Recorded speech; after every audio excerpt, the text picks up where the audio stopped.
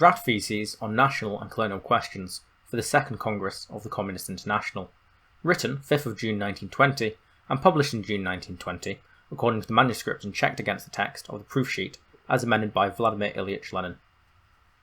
In submitting for discussion by the Second Congress of the Communist International the following draft theses on the national and colonial questions, I would request all comrades, especially those who possess concrete information on any of these very complex problems, to let me have their opinions, amendments, addenda, and concrete remarks in the most concise form, no more than 2 or 3 pages, particularly on the following points: the Austrian experience, Polish-Jewish and Ukrainian experience, Alsace-Lorraine and Belgium, Ireland, Danish-German, Italo-French and Italo-Slavic relations, Balkan experience, Eastern peoples, the struggle against pan-Islamism, relations in the Caucasus, the Bashkir and Tatar republics, Kyrgyzia, Turkestan, its experience, Negroes in America, colonies, China, Korea, Japan.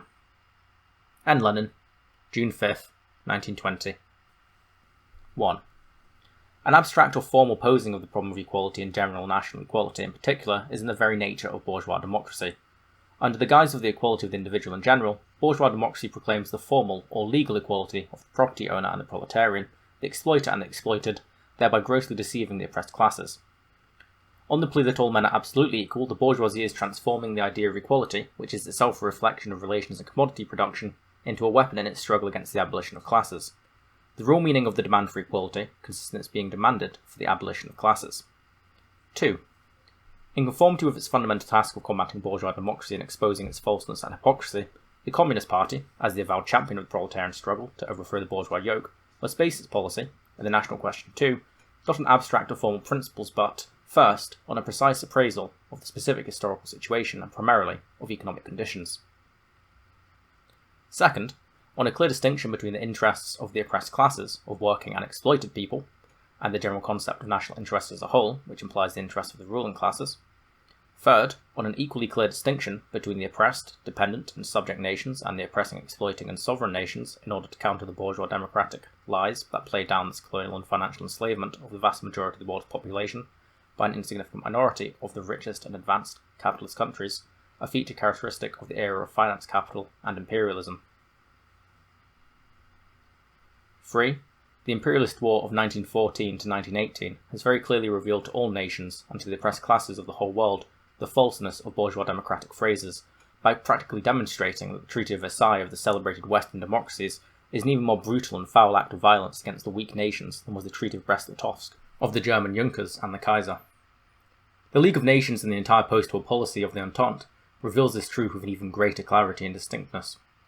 They are everywhere intensifying the revolutionary struggle both of the proletariat in advanced countries and of the toiling masses in the colonial and dependent countries.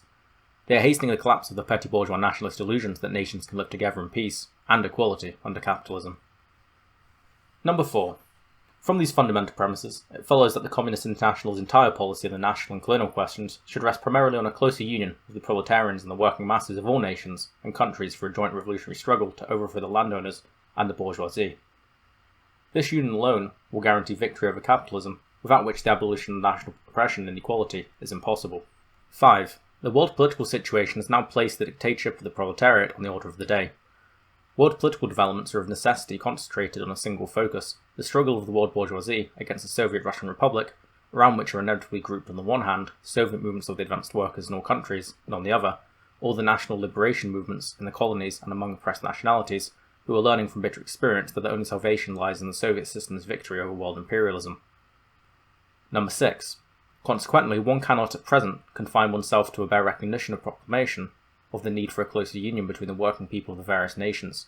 A policy must be pursued that will achieve the closest alliance with Soviet Russia of all the national and colonial liberation movements. The form of this alliance should be determined by the degree of development of the communist movement in the proletariat of each country, or of the bourgeois democratic liberation movement of the workers and peasants in backward countries, or among backward nationalities. Number 7. Federation is a traditional form to the complete unity of the working people of different nations. The feasibility of federation has already been demonstrated in practice both by the relations between the RSFSR and the Soviet republics, the Hungarian, Finnish and Latvian in the past, and Azerbaijan and Ukrainian at present, and by the relations within the RSFSR in respect of nationalities which formerly enjoyed neither statehood nor autonomy, e.g. Bashkir and Tatar autonomous republics in the RSFSR, founded in 1919 and 1920 respectively. Number 8. In this respect, it is the task of the Communist International to further develop and also to study and test by experience these new federations, which are arising on the basis of the Soviet system and the Soviet movement. In recognizing that federation is the transitional form to complete unity, it is necessary to strive for ever closer federal unity, bearing in mind first that the Soviet republics, surrounded as they are by the imperialist powers of the whole world, which, from the military standpoint, are immeasurably stronger, cannot possibly continue to exist without the closest alliance. Second, that a close economic alliance between the Soviet republics is necessary, otherwise the productive forces which have been ruined by imperialism cannot be restored, and the well-being of the working people cannot be ensured. Third, that there is a tendency towards the creation of a single world economy, regulated by the proletariat of all nations as an integral whole and according to a common plan. This tendency has already revealed itself quite clearly under capitalism and is bound to be further developed and consummated under socialism. Number 9. The Communist International's national policy in the sphere of relations within the state cannot be restricted to the bare, formal, purely declaratory and actually non-committal recognition of the equality of nations to which the bourgeois democrats confine themselves, both those who frankly admit being such and those who assume the name of socialists, such as the socialists of the Second International. In all their propaganda and agitation, both within Parliament and outside it, the Communist parties must consistently expose that constant violation of the equality of nations and of the guaranteed rights of national minorities which is to be seen in all capitalist countries, despite their democratic constitutions. It is also necessary first, constantly to explain that only the Soviet system is capable of ensuring genuine equality of nations, by uniting first the proletarians and then the whole mass of the working population in the struggle against the bourgeoisie, and second, that all communist parties should render direct aid to the revolutionary movements among the dependent and unprivileged nations, for example, Ireland, the American Negroes, etc., and in the colonies. Without the latter condition, which is particularly important, the struggle against the oppression of dependent nations and colonies, as well as the recognition of their right to secede, are but a false signboard, as is evidenced by the parties of the Second International. Number 10. Recognition of internationalism in word, and its replacement indeed by petty bourgeois nationalism and pacifism in all propaganda, agitation and practical work, is very common, not only among the parties of the Second International, but also among those which were drawn from it, and often even among parties which now call themselves communist. The urgency of the struggle against this evil, against the most deep-rooted petty bourgeois national prejudices, looms ever larger with the mounting exigency of the task of converting the dictatorship of the proletariat from a national dictatorship, i.e. existing in a single country and incapable of turning more politics, into an international one, i.e. a dictatorship of the proletariat involving at least several advanced countries and capable of exercising a decisive influence upon world politics as a whole. Petty bourgeois nationalism proclaims as internationalism the mere recognition of the equality of nations, and nothing more. Quite apart from the fact that this recognition is purely verbal, petty bourgeois nationalism preserves national self-interest intact, whereas proletarian internationalism demands, first, that the interests of the proletarian struggle in any one country should be subordinated to the interests of that struggle on a worldwide scale, and, second, that a nation which is achieving victory over the bourgeoisie should be able and willing to make the greatest national sacrifices for the overthrow of international capital. Thus, in countries that are already fully capitalist and have workers' parties that really act as the vanguard of the proletariat, the struggle against opportunist and petty bourgeois pacifist distortions of the concept and policy of internationalism is a primary and cardinal task. Number 11. With regard to the more backward states and nations, in which feudal, patriarchal and patriarchal peasant relations predominate, it is particularly important to bear in mind, first, that all communist parties must assist the bourgeois democratic liberation movements in these countries, and that the duty of rendering the most active assistance rests primarily with the workers of the country, the backward nation that's colonially or financially dependent upon. Second, the need for a struggle against the clergy and other influential reactionary and medieval elements of backward countries.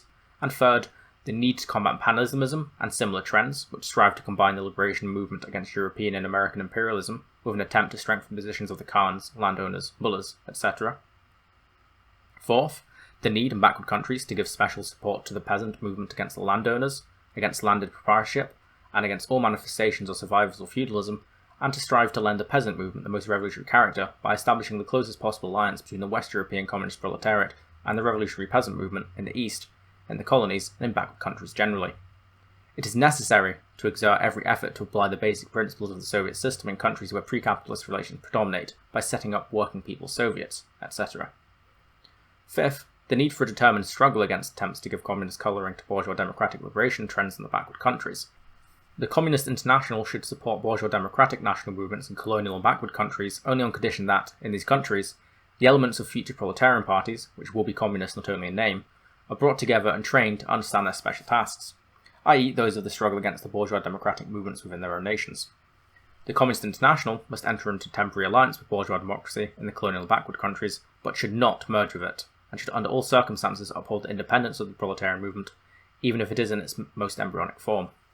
Sixth, they need constantly to explain and expose among the broadest working masses of all countries, and particularly the backward countries, the deception systematically practiced by the imperialist powers which, under the guise of political independent states, set up states that are wholly dependent upon them economically, financially, and militarily. Under present-day international conditions, there is no salvation for dependent and weak nations except in the Union of Soviet Republics. Number 12. The age-old oppression of colonial and weak nationalities by the imperialist powers has not only filled the working masses of the oppressed countries with animosity towards the oppressed nations, but has also aroused distrust in these nations in general, even in their proletariat. The despicable betrayal of socialism by the majority of the official leaders of the proletariat in 1914-19, when defence of country was used as a chauvinistic cloak to conceal the defence of the right of their own bourgeoisie to oppress colonies and fleece financially dependent countries, was certain to enhance its perfectly legitimate distrust. On the other hand, the more backward the country, the stronger is the hold of small-scale agricultural production, patriarchalism, and isolation, which inevitably lend particular strength and tenacity to the deepest of petty bourgeois prejudices, i.e. to national egoism and national narrow-mindedness. These prejudices are bound to die out very slowly, for they can dissipate only after imperialism, capitalism, have disappeared in the advanced countries, and after the entire foundation of the backward country's economic life has radically changed. It is therefore the duty of the class-conscious communist proletariat of all countries to regard with particular caution and attention the survivals of national sentiments in the countries and among nationalities which have been oppressed the longest. It is equally necessary to make certain concessions with a view to more rapidly overcoming this distrust and these prejudices. Complete victory over capitalism cannot be won unless the proletariat and, following it, the mass of working people in all countries and nations throughout the world voluntarily strive for alliance and unity.